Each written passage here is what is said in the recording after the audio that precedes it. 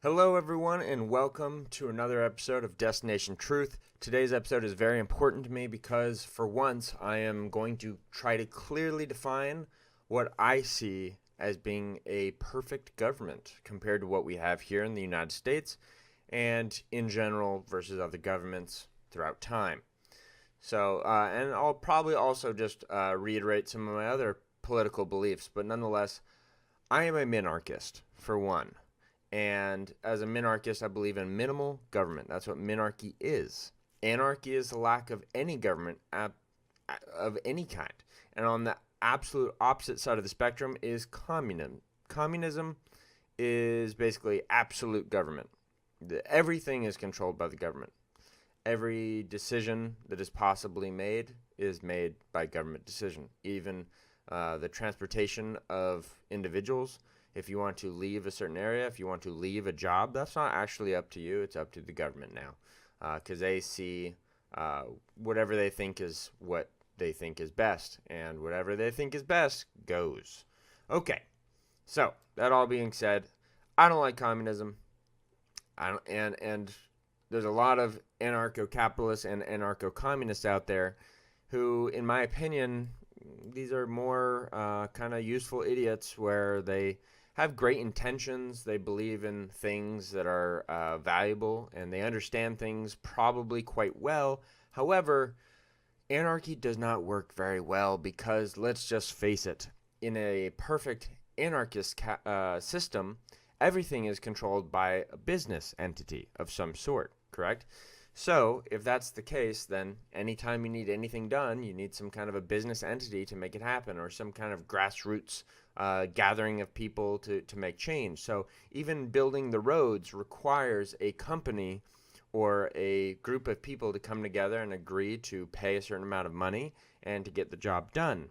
That's actually quite difficult when the initiation of force is not possible. When the initiation of force is not possible in that situation, then individuals can say, I don't think I am willing to pay anything for roads. I am happy walking everywhere I go, or I am happy taking dirt roads that I make by walking on them constantly. In other words, making mud or dirt roads.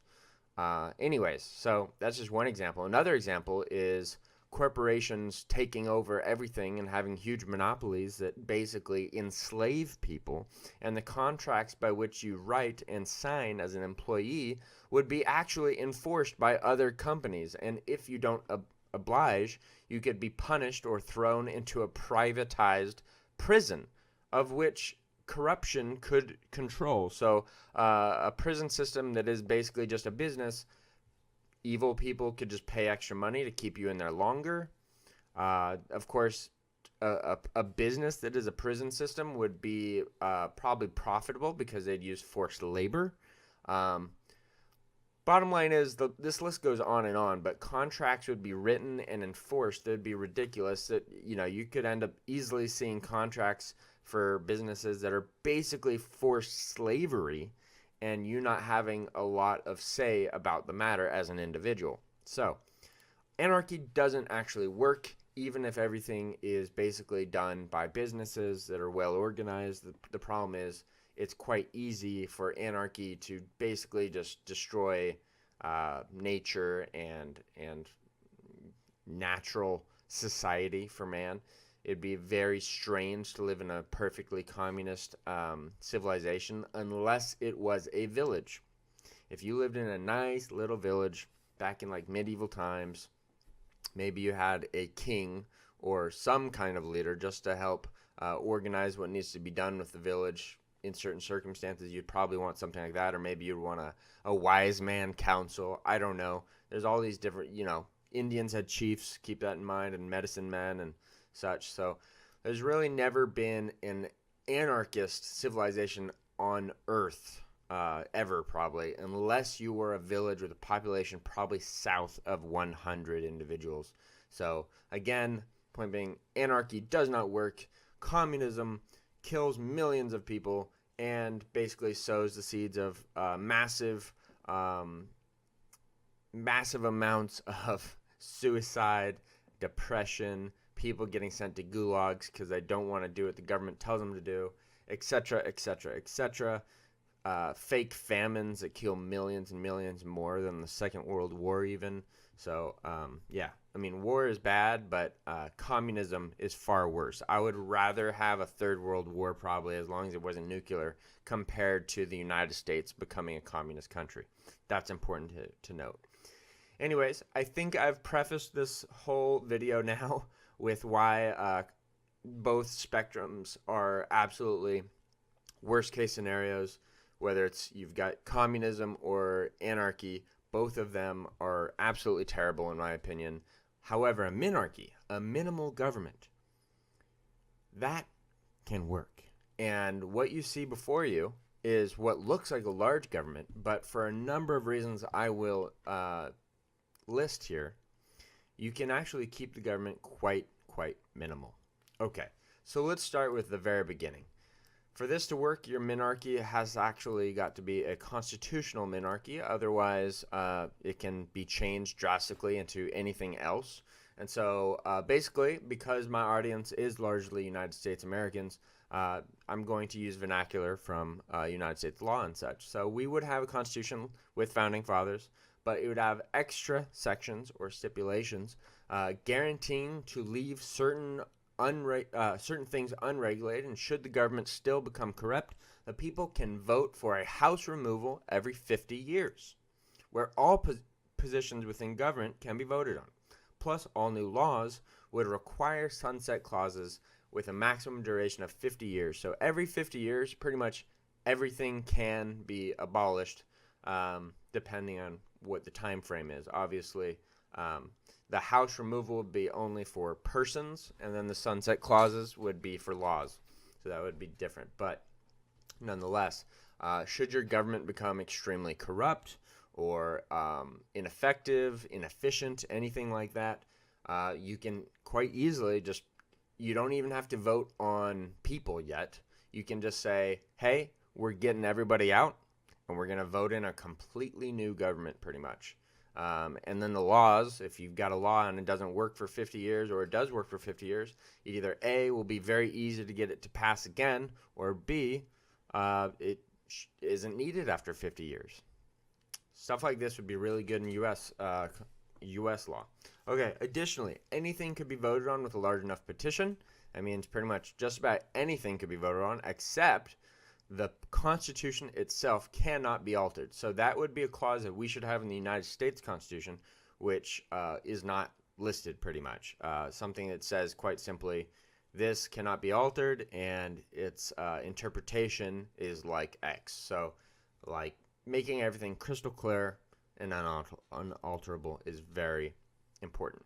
Sorry, my tongue is all twisted up today. Should the government or any other monopoly take control of the government or the people have the right to rebellion or separation from the federal government. So that's also the last most important clause here.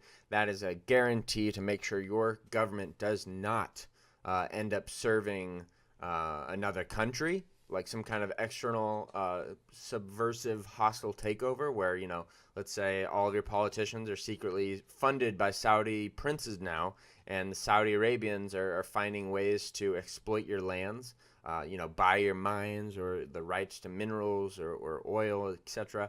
So if any of this is discovered, that would allow the people to openly rebel against the government. They could even separate from the government if they really chose to. But considering how easy it is to fix the government with a constitution like this, I think it would provide the absolute best way to guarantee a government that is to the people, for the people, by the people. Okay, so that all being said, a minarchy is supposed to be small, right? So you're like, okay, this is starting to sound a lot like U.S. law. The thing is, there's huge swaths of things within the U.S. government that do in fact govern people drastically in insane ways. Okay, so unregulated areas would be most of business, medicine, housing, banking, sexual interaction, marriage, money, self-harm, technology, welfare, guns, church. Okay, so I'm just going to list off a whole bunch of things real quick so you understand that these things don't need to be regulated. For one, I'm going to start with most of business. Most of business can govern itself, and if it makes any mistakes or it hurts persons, there is going to be a judicial branch of government, as you can see here, which will be basically the lawmakers for specific situations. So they would get down to the nitty-gritty, and they would have basically the ability to make law based on court cases nonstop. So when a government, or I mean a business, let's say they make a contract that is doing stuff that is like slavery or something, or basically asserting harm onto their employees, boom, lawsuit, and boom, the results would dictate whether that is legal or not.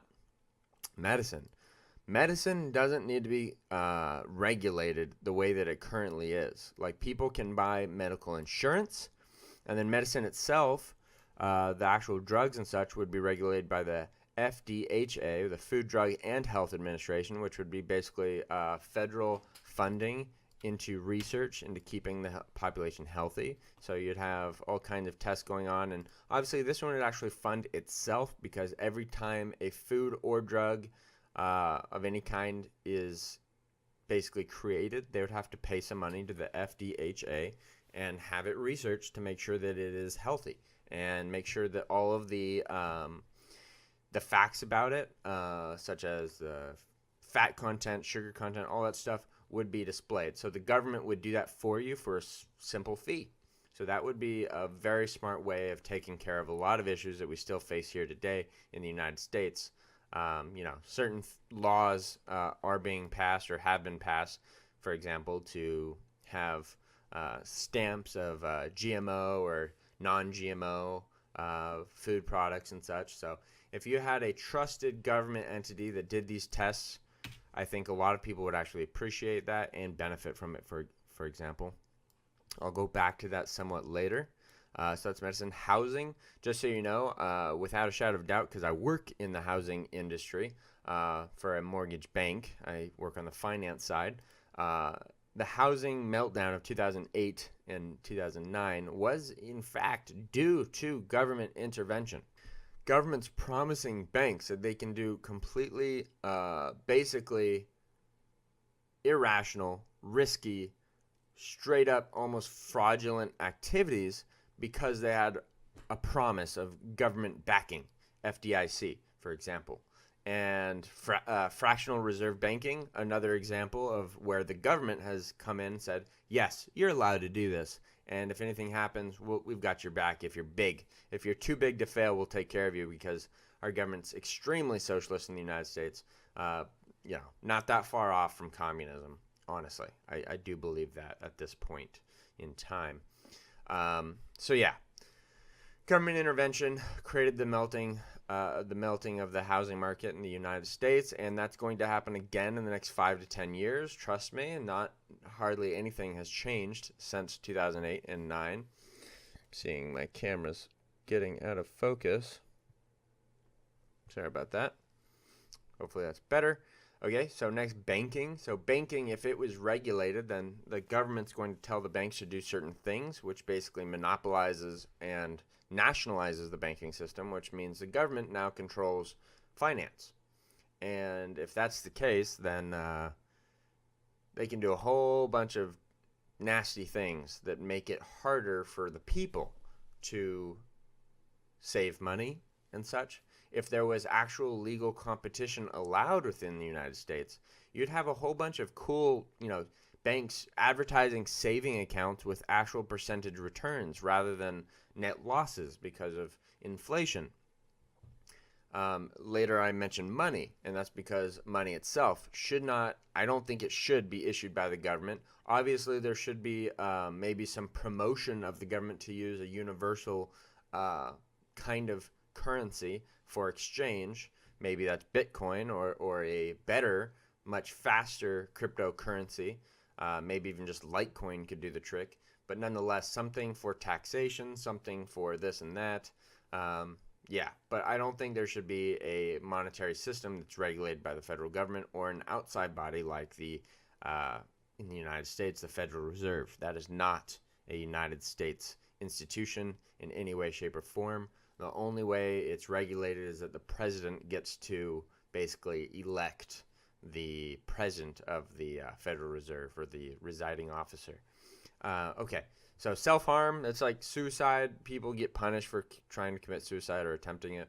Don't think that should be something that laws should ever be circulating on, unless you do try to kill yourself in a way that will hurt others as well.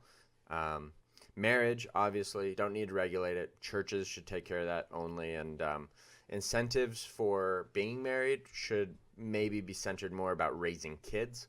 So maybe there would be some kind of a small, tax deduction for having 2 kids or something, or 2 or more kids.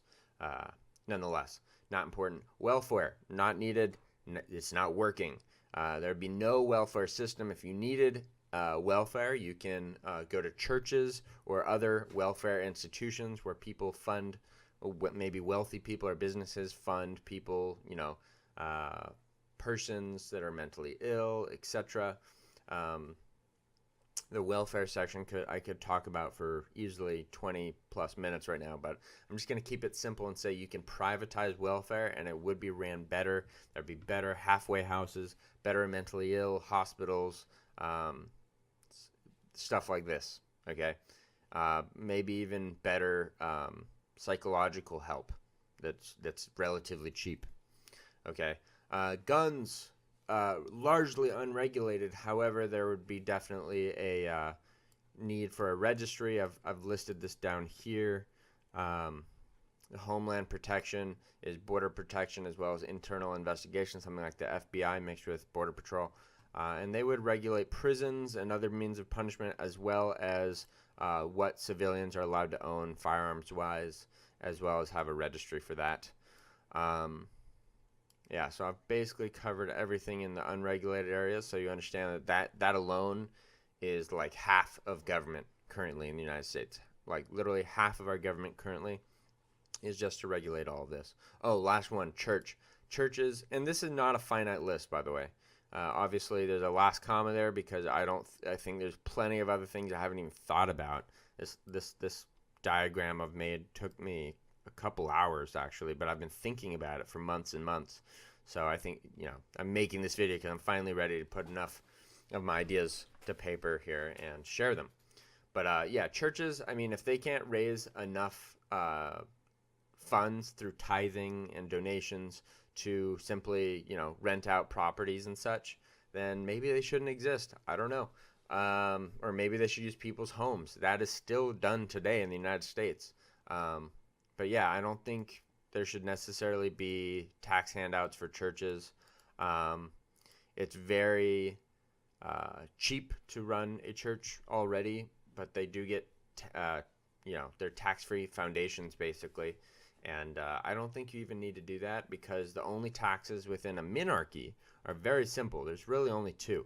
There's one, which is a private property registration tax, which is called the land tax. So if you own land, if you're a landholder, you pay taxes. And land would be more expensive because the majority of funds that support government would be through the land tax. So if you want to just own a house with very minimal amounts of land, that's fine.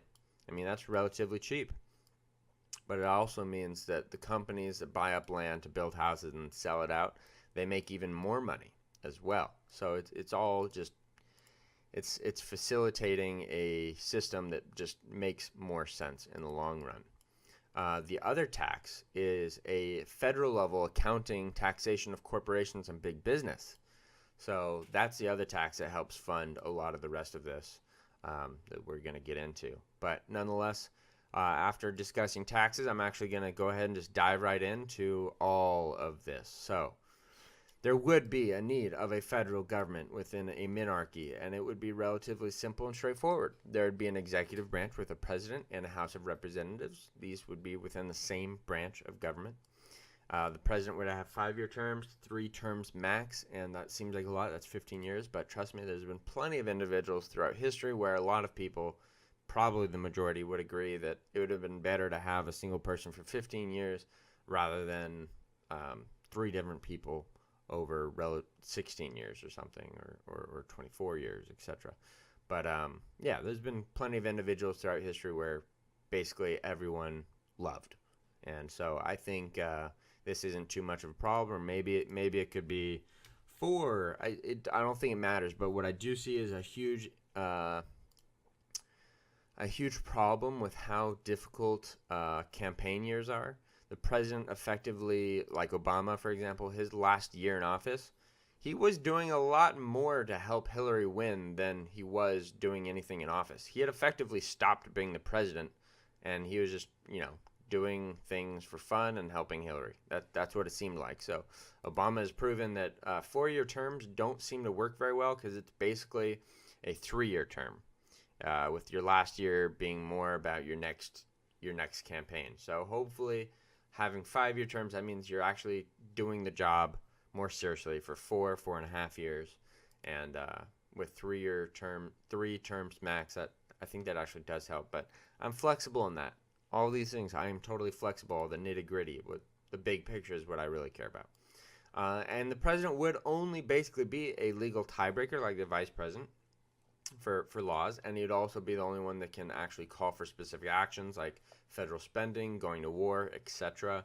And then the local representatives, the congressmen, which we would have no need of senators, because the laws would be passed by like districts or areas of a certain population, and most often these areas would be one particular type of ideology or another. So gerrymandering wouldn't really be needed. Everything would be kind of centered around townships and cities, villages, etc., based on population size, and you'd cut things more in half. Gerrymandering wouldn't be a thing. I don't think it should be a thing necessarily. Creates more of a toss-up and helps the majority get what they want. Okay, so that's the executive branch. Let's go to the next most important branch, which would be the military branch. When you have a small government, to keep yourselves safe, you have to have a strong government. So the military branch would be kind of like modern-day Switzerland, where all men would have some mandatory military service, 2 years, and you'd be able to enter it anywhere between age 18 to 24 and then serve your 2 years. But you would have to do it if you're able-bodied and such, and mentally sane and all. But yeah, there'd be an Army, Air Force, Navy, and there'd probably be an intelligence gathering agency needed as well, which would count as military service. And within the military, there'd be obviously certain projects done for the government, built by these men and or women if they chose to join. But yeah, that would create excess labor force, and the greatest part is military would actually be a form of extended education, because within the military, all these men would be effectively learning a job, one job or another. Maybe if they're not intelligent enough, they'd simply be grunt work, but still they'd learn a trade one way or another, probably, whether that's how to build a bridge, or maybe they actually get engineering training and such, or mechanics training to build and or repair machinery like tanks or vehicles of any kind. So yeah, I mean, this is actually a net benefit to the society. Helps create nuclear families, actually, by having men that have viable skills that are worth having. That's a problem with America right now, is our education system is completely broken, and it is intentional that people are this stupid and without skills these days. That is intentional. It's socialism and form of communism working together there. Okay, so I think I've covered military. Judicial I've kind of already covered, but they would be able to regulate law within the permitted scope of what the Constitution allows to be changed. But yeah, something goes wrong, they would enforce punishments. And if it's an individual, the Homeland Protection Agency would take over for punishments and such. And if it is a corporation, then they could basically have the Federal Tax Services, which is like an accounting firm almost, collect fines from the business. And if I think something that's important to mention in my ideal government, if the leaders of a company were guilty of gross negligence of some kind, like let's say they're doing something that obviously was risky. Let's say it's a bank and they're doing fractional reserve banking, and they themselves, and not everyone else in the banking industry basically went bankrupt because there was a run on the bank, then there would be a law passed saying you're not allowed to do fractional reserve banking to a certain degree, just because it doesn't work, and it doesn't in the real world. Anyways, moving right along, the next most important agency is Homeland Protection, which is border protection and internal investigation. This is like the Border Patrol, as well as the FBI, and I've already listed what they do. That's all very important and needed. There's really no way around it. If you have a country where anyone can get any kind of firearm, you might get mentally ill people with Gatling guns, rocket launchers. It's just not really fair, because the problem is criminals, then successful criminals like Al Capone, could effectually get so much power that they take over the government. And you have to understand that the government has grown for just centuries because of situations like mafias taking over and becoming too powerful. So yeah, you got to have certain checks and balances in place. I already mentioned the federal tax services. This is basically to regulate a way of making money for the government through the taxation of successful corporations and big business. Obviously, if they're not doing well, it'd be a tax on profits and nothing else. So this would be an amazing thing that helps businesses feel good about the fact that they naturally give back to society by upholding part of the government. Probably the majority of the military branch would be funded through businesses, as well as things they do like creating roads and keeping illegals out. So many of these branches of government are obviously tied together. For example, if the Homeland Protection Agency needs roads built or walls built, they can get help from multiple agencies within government, such as the military branch. Next, I think I covered that well enough. And everyone, just a little interruption. Feel free to leave me comments and ask questions. I'm open to changing my opinion in certain regards, but I do think for the most part a constitutional minarchy is the way to go. So the overarching setup here is what's important to me, but the nitty-gritty, obviously, I'm totally flexible on, and I'm looking forward to have some kind of an open debate about this.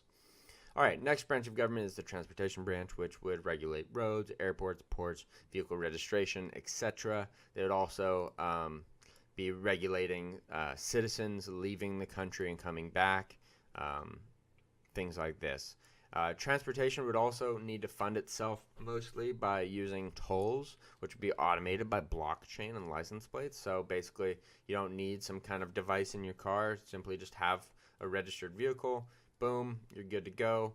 And at the end of the year, you get feed, I don't know, depending on how much you drive, it could be as little as $50. I'm thinking US dollars, so this is kind of irrelevant what I'm saying right now. But, if you're a truck driver, your business would help pay for that, obviously. So anyways, this ties into another branch of government, which would be local.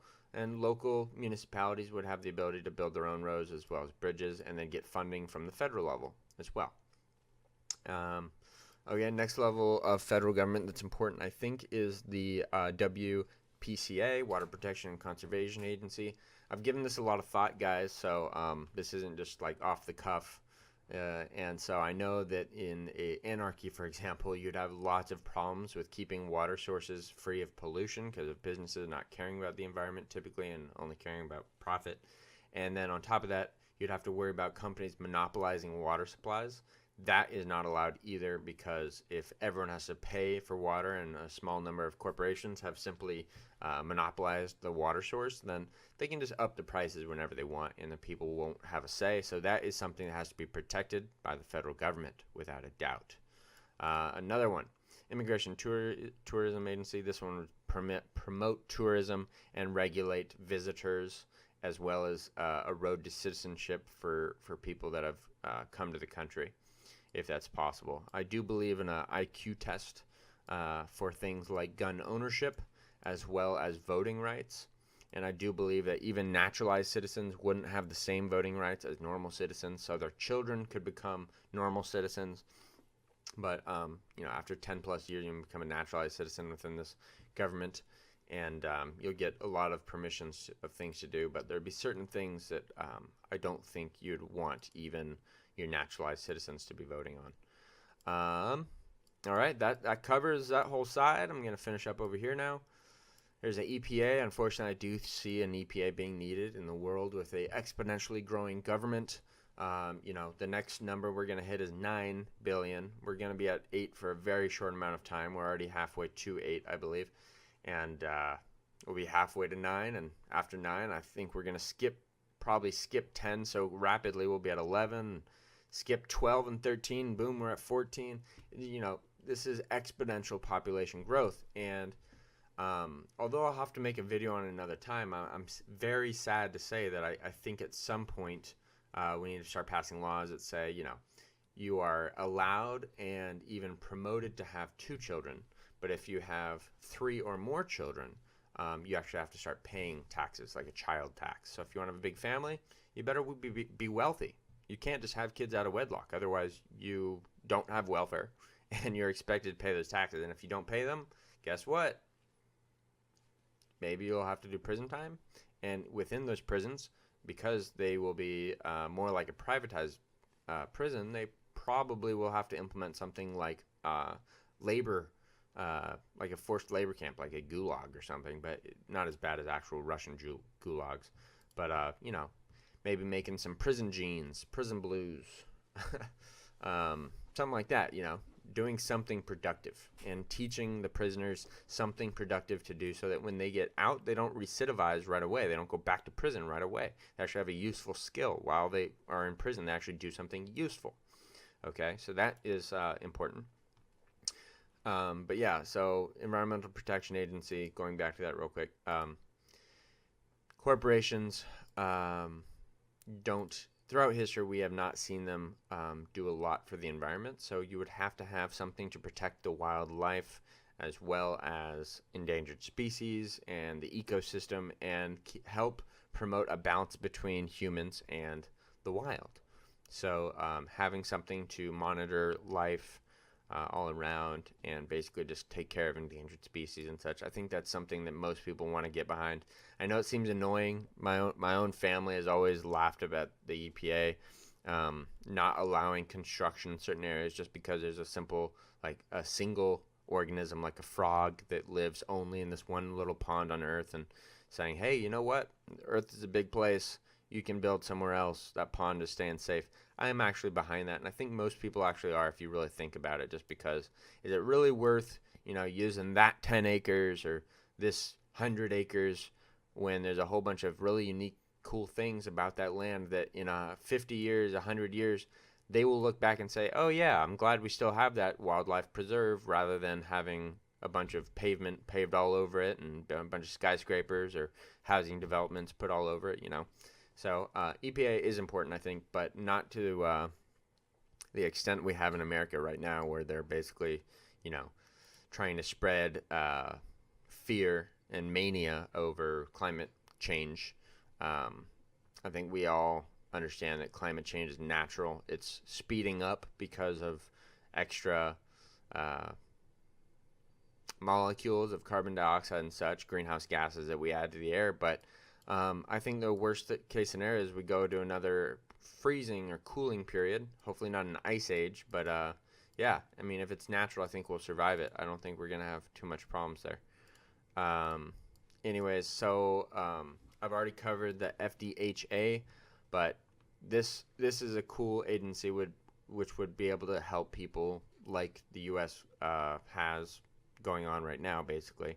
But, this would also encompass other departments or agencies like the Center for Disease Control and Poison Control. And even foods that are not natural, like fruits and vegetables, they would need to, submit to the Food Administration and make sure that everything's tested and no harmful pesticides was used making the food and such. And that's another thing is the Food Administration would also have to test all pesticides used on fruits and vegetables beforehand. Throughout history, some of the biggest mistakes we've made is using pesticides, which are extremely poisonous and dangerous to organic life. not just insects. So, anyways, something I wanted to note about the Drug Administration is that they test drug safety, and with this being a minarchy, there would never be something like a war on drugs. If it got super out of hand, the president could do that technically, which is good. However, there'd be no need for it because even illegal drugs, we would be able to test those and determine how dangerous they are to physical and mental health, and have literally well-founded research out there you can put out to the public and say, hey, if you want to do these illegal drugs, these are the consequences. If you're willing to deal with that, go ahead. We also have researched how to best use, create, and handle the drug. So if you are going to do them, do it safely. I think that's something that the government should do, and it would be great. Another thing I said up here, unregulated, is sexual interaction. So that means, and marriage. So, homosexuals could do what they want, but it's not something that they get to flaunt over everyone else and say, haha, your religion, doesn't have a say anymore. You can't keep it illegal. Well, it was legal for everyone in the first place, as well as that means prostitution would technically be legal. But who would use a sidewalk prostitute when you could go to a whorehouse where they have everyone tested and such? So you could do all kinds of things that would actually help people be STD free, and by always using, and obviously if poor people are desperate and they can't afford that, then they go and they get themselves some STDs, and then they just stay poor the rest of their lives because they've got to pay for medicine or something if they get AIDS. I don't know. I'm just making up an example here, but that's the nature of life. If you take risks because you're unintelligent and desperate and you don't care about the consequences, then you get unintended consequences that you don't get to choose. So keeping certain things unregulated actually just promotes people to choose their own destiny. All right, guys, I have covered all of these sections, and then down here I want to cover perhaps the most exciting part of all this.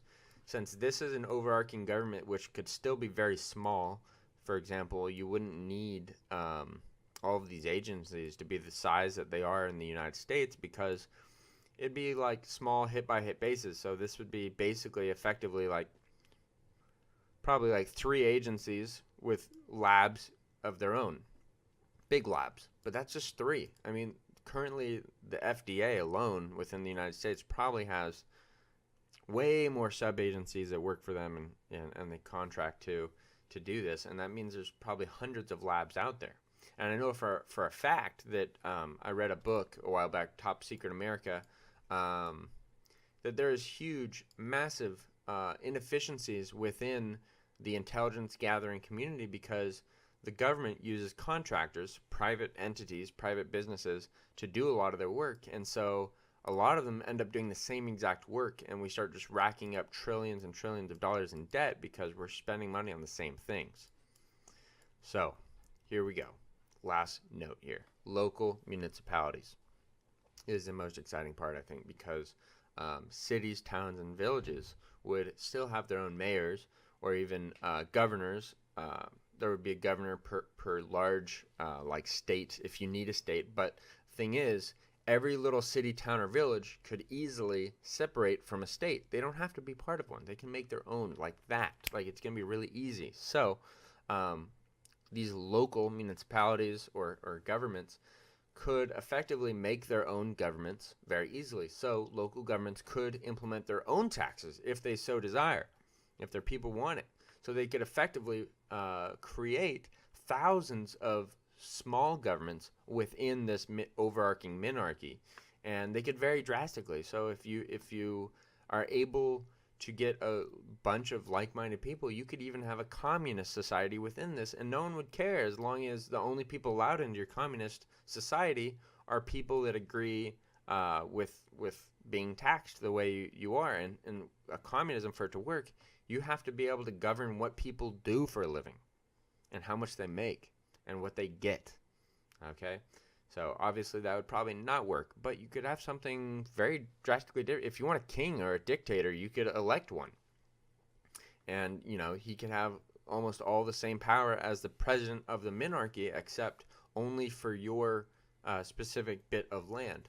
Other than that, the local municipalities have land management, private property, and the land tax, and that's how they fund their police and fire departments. And they also give a lot of that funding to the federal government so that they get all the benefits of all of this. And if a certain group does not comply, the federal government has the ability to either A, say, okay, get out. B, simply say, all right, well, you're not going to get any protection from the federal government. So businesses in your district can now abuse the environment. They can, take over. They can write contracts, and the judicial branch will not help you at all. Stuff like that. So obviously it's not very beneficial for them to stop giving money to the federal government, because the federal government is giving them protection from the outside world. It's regulating a whole bunch of things for them. So so private property, land registration, and the land tax would be something that's kind of shared with the there we go, shared with these guys. Dang it. Here, I'm trying to make this easier for you guys to see. There we go. Okay, so and these lines aren't even really needed, because like I said earlier, like a lot of these things are going to be connected quite a bit. Anyways, that's basically it, guys. I mean, that's the basics of a minarchy, and again, it looks huge, but every single one of these branches of government could be a lot smaller than they are currently. It's a limited form of central planning and lawmaking, so that everything just kind of works out, and you get to defend your country with your military, so you get to continue existing, and your population isn't destroyed or replaced by a hostile group, because you have homeland protection, you have walls, and you get to regulate who's coming in as tourists and who is not, and who wants to immigrate there and such. So this is the absolute minimum size government, in my opinion, to basically let everyone have the freedom of choice of where they spend their dollars and how they get certain resources. And yeah, by leaving a lot of these things unregulated, you just create a better country, not a worse one. The United States, because of how socialist and borderline communist it is, we are facing another economic downturn that is going to be worse than 2008, in my opinion, because with someone like Trump in charge, I don't think we're going to have the communist or socialist reaction that we did with Obama, which is the too big to fails get money from us slaves. We are effectively tax slaves. And maybe I'll have to explain that in another video. But nonetheless, everyone, I hope you enjoyed this video. I hope you learned something about government and how it can work, and learned about just how many things are regulated within the United States government and other Western civilizations which don't need to be regulated. So I think you might have learned something. I hope you did. And if you did, please, please, please, please give me a like and subscribe. I really need the support right now. Another update before I let you guys go. I'm doing an interview very soon with someone running for Congress in Oregon. So Oregon's 5th district, I'm going to be interviewing someone that I know very well. He has decided to run as a Republican because even though he is largely a libertarian, that particular ticket doesn't seem to have the ability to win because of our strict two-party system in the United States. So if you can't beat him, join him and take him over. And that's what he's doing. So I really support him, and I want to find out what his specific beliefs are and what he wants to do with his campaign. So that should be uploaded this week, maybe even tomorrow. So stay tuned, everyone. Thank you for watching. Again, please give me a like and subscribe, and stay thirsty for information, and always, always find the truth.